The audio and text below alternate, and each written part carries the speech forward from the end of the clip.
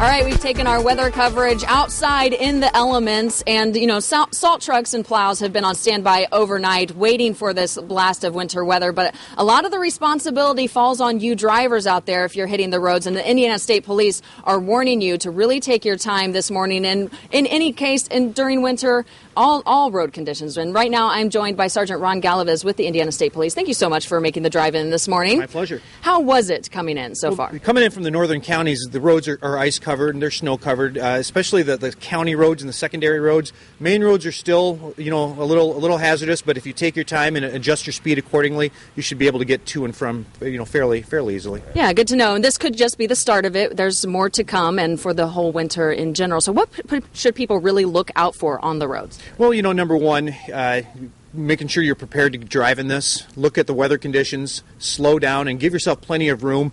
Overpasses and bridges are trouble spots that we see. Even though the plow trucks are out, those are the quickest to freeze and the slowest to thaw. So those are the areas that we would recommend people pay attention to.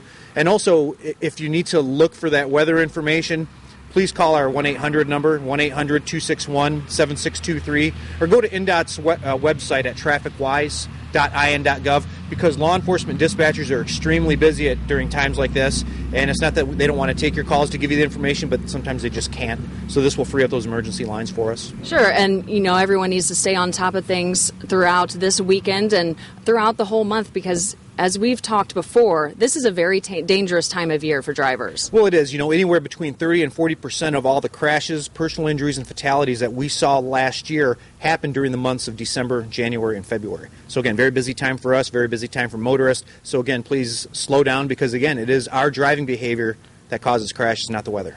And what should people do if they're stuck in a situation, if they go off in a ditch? What should be their first cause of action? Well, certainly, number one, make sure that they're okay.